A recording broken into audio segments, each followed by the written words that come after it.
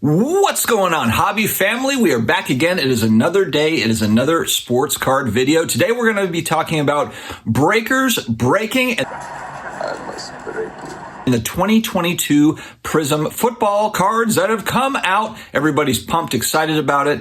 I'm just curious and actually using this video to learn a little bit of something today. So if you are a breaker, big breaker out there, and you want to comment on some of this stuff, I would be happy to hear, because I think this is interesting conversation and stuff that I just don't know a lot about. I want to hear from you all and get your thoughts. You know where a lot of people send their cards after they win them from a break?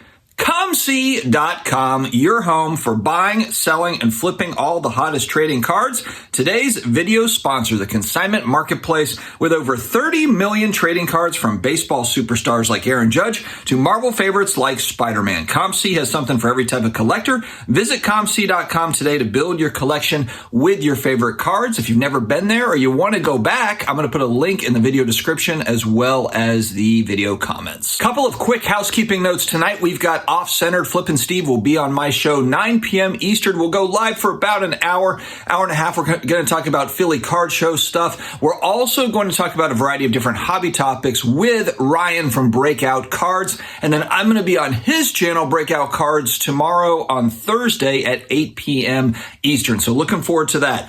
Also, channel viewer, one of my hobby friends, Dave, hooked me up at the Philly card show. I forgot to share this when I did my recap, but this thing is so cool. I collect some Barry Sanders stuff. This is a 1991 Arena Holograms signature series. The one thing he was telling me too is we weren't really sure if this is a licensed card, but what's cool about it is numbered out of 2,500 on the back. It's signed there on the back. But this is one of the early football autographs. I mean, we opened a box, Dave and I, at the National of 91 Pro Line portraits, and they have autographs in there. 91, I think, was the first year where there was actual football card pack-pulled autographs. So I thought that was cool. The early 90s were always kind of the hologram years. I look at that with 90 MU and some of the early Marvel Universe sets had holograms as well. So I wanted to share that because thank you, Dave. You're the man. But also wanted to share because those are really early autograph cards. All right, everybody is pumped, excited about 2022 Prizm football. I did kind of a breakdown of my thoughts on this going back last week. I'll put a link in the video description if you want to check out that one. But then also wanted to go through, I pulled off the internet, just basically prices to buy into a 6-box half case break. So half a case, 6 boxes, 6 hobby boxes. Now, we talked about this on the secondary market. You're looking to pre-sale at what, like $6, $7, maybe a little bit higher, $750 per hobby box. So my assumption here when I look at the pricing, it's $39 to $399 per spot. The $399 is for the Steelers. Of course, that's Kenny Pickett's team.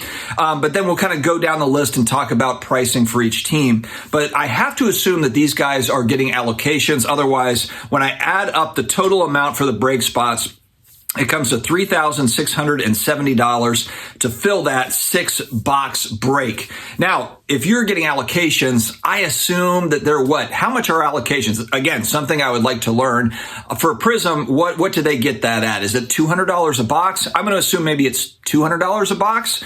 And so $1,200 for 6 boxes of Prizm. So $3,670 to buy in to sell all those spots. And then you've got $2,400 left over as potential profit. One thing I would like to hear from breakers that might watch this channel, what are some other costs associated?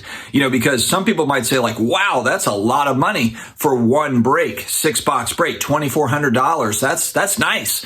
But I assume that there's probably other costs involved. There's other operating costs. So curious to kind of hear your thoughts from breakers on that. All right. So you've got the Falcons at $149. As a Saints fan, I don't know why you would buy in at $149 for a team that's so horrible like the Falcons.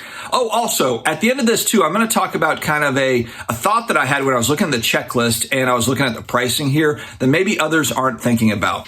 All right, so we've got Ravens at $69, Bills at $139, Panthers at $69, Bears $59, Bengals $109, Browns $44, Lions $139, 49ers $299, Seahawks, Bucks, Titans all at $119, Commanders at $199, Packers $174, Texans $79, Colts and Jags at $89, Chiefs at $169, Raiders at 39 bucks. Not selling that spot for very much, and we're going to talk about a little bit of a thing later on about that. Chargers 109, Rams 54, Cardinals also 54, Dolphins $69, Vikings $74, Patriots $139. Saints, $129. That feels a little high as a Saints fan. I know we had 2 first-round picks with Chris Olave and Trevor Penning, offensive lineman, but $129. So, but actually, again, we'll circle back as to why I think that this could be interesting.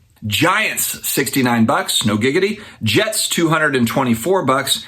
Eagles, $79, and then the Steelers are the whopper at $399. So hopefully you're able to get in your Kenny Pickett stuff. I assume that's why that one is so expensive.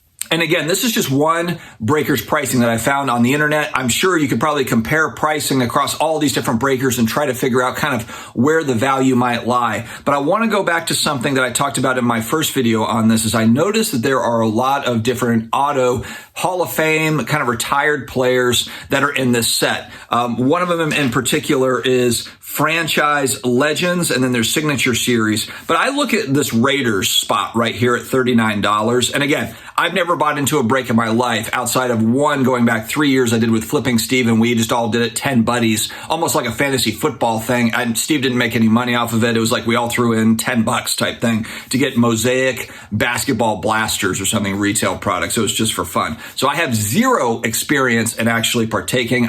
Breaking just hasn't been my thing in the hobby. I don't see it as being any sort of a big thing. I do recognize the entertainment value that comes with it, and then that's what I'm getting at here. So Raiders at $39. If you are a collector of the Raiders, I look at this as a collector product, because when you look at the secondary market and it's $750 for a hobby box, unless you've got big stacks of cash laying around, you've got some serious disposable income, average Joe's not buying a hobby box at $750.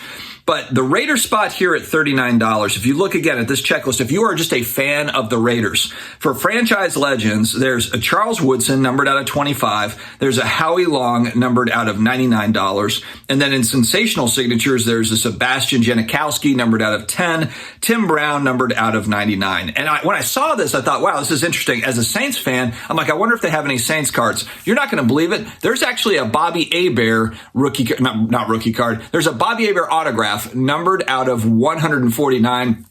There's also a Marcus Colston. There's also a Ricky Jackson. So these are some of my all-time kind of favorite Saints players. So if the Saints wasn't 129 and it was the same price as the Raiders at $39, I can't take my family out to the movies for less than $50. I could understand how, if you're just looking to maybe hopefully get into some collector cards at $39 for the spot and you're a fan of the Raiders, you just want Raiders cards, for example, then that could actually make some sort of sense to me. And again, I'd have to kind of compare prices. I don't know if that's a good price, a bad price. Maybe another breaker has it for $25. I have no idea.